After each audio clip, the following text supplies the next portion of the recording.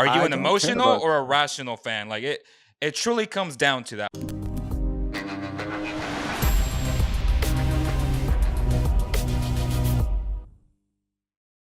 No, that's fair. That's fair. And basketball shape is not running on a treadmill. It's Right. completely different. I get that. You're right. He hasn't played 5-on-5 basketball in 6 months. I get that. Right. Um, he's been surprisingly decent on offense. Like He's I've been seen good. worse. I've seen worse from him. He was a good facilitator today. So that's the positive. Right. What I find to be the negative, and again, if you're saying the guy's not in game shape, I'll believe that. 100% he's not in game shape. He's huffing and puffing every single time he goes out of the game. I Exactly. get that, right? He's grabbing his shorts, but if he's not in game shape, he shouldn't be playing him 40 minutes, Is that his right? fault or is that his coach's fault? That's his coach's fault for sure. But I will tell you this: I have not seen him go to the bench once where he's not cussing out his coaches. He is literally screaming, like you need to go. You need to go and watch the plays. Like he was cussing out the trainers. I think in the first game when he came out, he was cussing out uh, Alex McKechnie. Uh, he. I think there was like one time when Nick Nurse went to go give him props or something when he was coming out of the game. He just ignored him and just walked past him. Every single time he gets pulled out of the game, he seems really agitated by it. But the reality of the situation is, this is a team that won 5 straight without him, right? And a lot of guys had to adjust with him coming back. So as well as he has played on offense, and as much as he's been a facilitator, and he made some really great passes tonight. There was that one to Scottie Barnes underneath the basket. And the only thing I was thinking of is that play has been there all season. The difference is Precious Chua never sees it, and Siakam saw it. So that's great. That's awesome. And I think that this game was a lot better than his last game. Even though the numbers were so much better last game, I think this game he facilitated the ball. Even if the assists were really high last game, I think he kind of forced his a little bit too much last game. Hmm. Um, yeah, but tonight is just like uh as much as people hyped up the Raptors defense, and myself included, because the potential is obviously there to have so many plus defenders who are switchable across so many positions, so much depth, defense first coach. There's a lot of reasons to be excited about the Raptors defense on paper, but this isn't NBA 2K. You actually have to you have to execute it. So the reality is this far into the season, the Raptors offense is actually ahead of their defense per their ratings, per the analytics. So why is the defense struggling? Why is the offense thriving? Well, honestly, the offense is thriving because the Raptors, well, they're not. It's not thriving. It's better than league average. The reason that's happening is because the Raptors just get more possessions than their opposition because they crash the offensive glass and they gamble a lot on defense. And sometimes you see those gambles, they don't pay off. A guy goes for a steal, he ends up at half court, the other guy gets a three. And it's like, it's the steal you don't get that costs an open three, right? And that's a huge swing, right? That's 2 points you didn't get going that way. And the Raptors gamble a lot.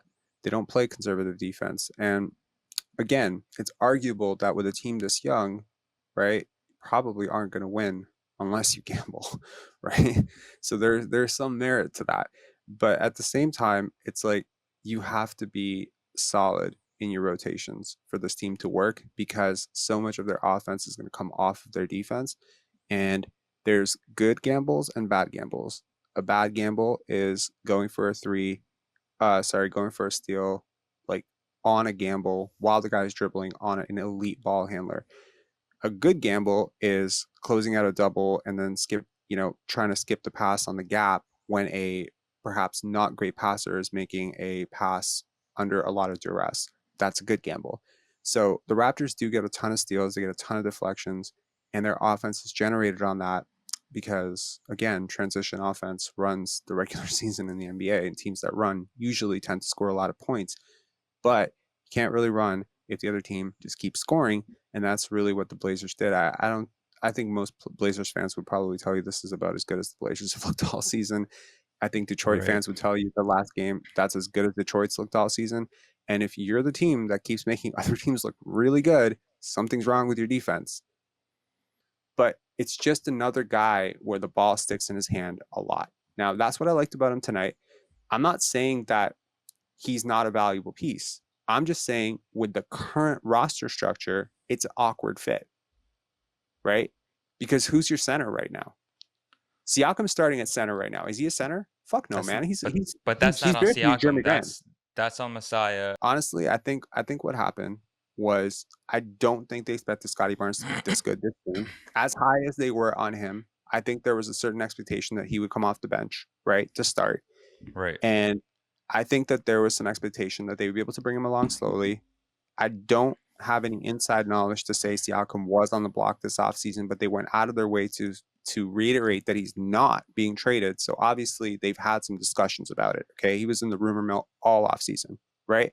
So if this is one of those things where long term you really believe that Scottie, OG, and Pascal can be a front court, now I'll argue that one of those guys should move to the back court and Gary Trent can move to the bench. But Gary Trent's awful off the bench and he's played pretty well. I mean, here's some context for Raptor fans.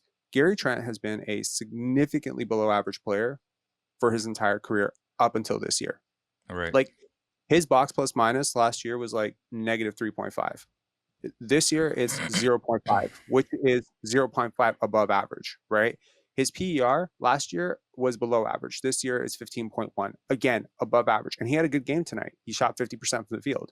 So again, like Gary Trent has been a very positive surprise. I was very against us bringing him back, and he's played so much better than I thought was ever possible for him. And I still don't like him, but he's played better. So he's kind of worked his way into that starting lineup. So now Scottie's played really well. How do you move this guy to your bench, right? Does it kill his momentum? Does it feel like a downgrade? But the fit doesn't work, dude. None of these guys can play center. OG's not a center. Scottie's not a center. And yeah, it's one thing to get killed by freaking Isaiah Stewart, and I mean, they dealt with Nurkic tonight, but Nurkic is having a really off season. But what are you going to do? What are you going to do when you have to face off against Jonas Valanciunas? What are you going to do when you have to face Jakob Poeltl and Rashawn Holmes and these guys? Like these guys are going to kill you. They're gonna constantly generate double teams. That's what we saw with Detroit. And people want to look at okay, Andre Drummond. Did Andre Drummond really kill us? No, not really, because he only had 4 points. It's like, yeah, but man, the guy is just sucking in two defenders every time he touches the ball. And if you get a guy who's even a reasonable They could passer, have easily gone Drummond. That's not on Siakam. I'm sorry. Nobody yeah, wanted but Drummond. Nobody wanted Drummond. Why didn't you go I out and don't get want Drummond? Drummond. Well, I don't want Drummond. so But who do my you want point, then? Do you want like? I get what you're saying. Like the fit is awkward. The fit is awkward because the Raptors currently have a bum and Precious who is super young, super raw. They have a backup mhm, center in Birch. That's not Siakam's fault. So if he had just a decent starting caliber center, you can run OG, Pascal, Scottie, Van Vliet, and a decent center all day long, like without question. And you the bring fit Gary is Trent off awkward. the bench the same way the Kings have brought arguably one of the best shooters to ever live, and Buddy Hield off the bench. He's boughten in, and guess what? He is the premier shooter besides Steph Curry in the league right now. So it truly comes down to Trent buying in because Trent is a sixth man. He is not a starter. First of all, he's not a better shooter than Buddy Hield. So by that fact alone, he is a sixth It's close. man. So I mean, It's no, it's closer not than you think this debatable. year. Like no, it's not But debatable. dude, Trent's 22. I can't believe I can't believe I'm defending Gary Trent here, but he's 22. And Buddy Hill's like what, 27, 28? Like you're Yeah. not comparing these two guys because I'll tell you right now, the numbers are almost dead even on the season. Hield shoots more threes, but like honestly, like after tonight, I'm pretty sure Gary Trent's shooting like league average on threes. And Trent's leading the league in deflections, dude. I mean, I'm not a huge deflections guy, but he's a better defender than Buddy Hield right now because he's a positive Buddy defender Hield's this year. having the best defensive season of his life this year. What's that saying? Because he's pretty bad defender. So like, Right. I mean, He's not a minus defender okay, anymore. That's my point. Just like Trent is. Like Trent okay, isn't a perfect. minus defender anymore. But there Okay, is classes and there's levels to this. He's not on right, Buddy's level. They don't treat right. there isn't an opposing defense that treats Gary Trent the way they treat Buddy Hield. Like No, Duncan that's fair. Robinson. So yeah, it's different. Like it's just Oh no, no, different. no, no, no. That's my point. So he's a sixth That's fair. man, period. Like Gary's a sixth man, period. But you haven't paid him like a sixth man. You've paid him $17 million The a Kings year, didn't pay Buddy obviously. Hield. They paid him $22 million, bro. Like it doesn't Okay. matter. It's about where are you best, roll optimization, period. So, I mean, if I know limited sample size be damned, but box plus minus is a really good advanced analytic to measure what a player's role should be. And I think anyone who is above 0 is a fringe starter. So you can argue that fringe starter means six man, or you can argue it's fifth option. Obviously, I do not believe that Gary Trent should be taking 20 shots per 100 possessions, Hell no. right? But that has been his role on offense this thus far this season, and I have seen him take a bit of a step back in his offensive role with Siakam back, right? So that should happen. Okay, here's all I'm saying. It's hard to ignore, right, the positives and negatives, right? With Siakam, you're right. He did have a decent finals. He did have a decent playoff run, and he was our second option on offense. I draw the line where you say he was our second best player because Kyle Lowry was a significantly better player than him, and Kawhi was a significantly better player than him, and Marc Gasol was a significantly more important player than him, in my opinion. Him as a player that you would be willing to try and develop Barnes around him because that's the problem. And I want to bring it back for Raptor So fans you're to so something that you're talking future tense. I'm talking right now this season. So when you yeah, but we're say not they went on a 5-game win streak, that's a super small sample size against a lot of bad teams. So okay. that's So what I'm trying to say. It's what's the Raptors record like without this. Siakam? Yeah, I mean they're 0-4 with him.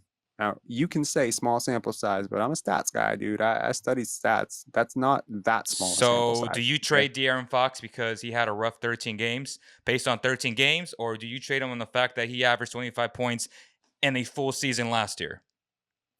Are you I an don't care emotional about. or a rational fan? Like it truly comes down to that. Like, are you emotionally making decisions or are you rationalizing how you think about the game? Because at the end of the day, Siakam is a very, very good player. De'Aaron Fox is a very, very good player. I get it. Fans get super emotional. Like, if you have any type of success, see, they're better. Like, no, they're not better without these guys. Like, No, period. no, no, no, Like, no. period. So I reject the question in the way that it's stated because you said, is this guy good because he scored 25 points per game last year? And without context, points per game means nothing, right? Without context, rebounds means nothing.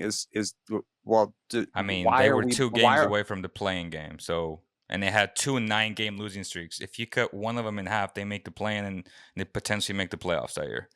Okay, Like it wasn't that far fetched from it. I'm not arguing that the Kings should move off of De'Aaron Fox. De'Aaron I'm Fox is the young player that you're building around. That's the difference here. What I'm saying is, if you have a player that is worth building around, then every roster decision you make going forward has to be oriented around that player's upside, right? And that player's peak. So if you have a 20-year-old that you believe, and I think you and I will agree that Scottie Barnes has top 10 NBA potential, right? Top 10 player in the NBA based on what he's already shown, dude. I think there was a stat like a few days ago that said the only player to score as many points and rebounds on this percentage as Scottie Barnes as a rookie was Shaq.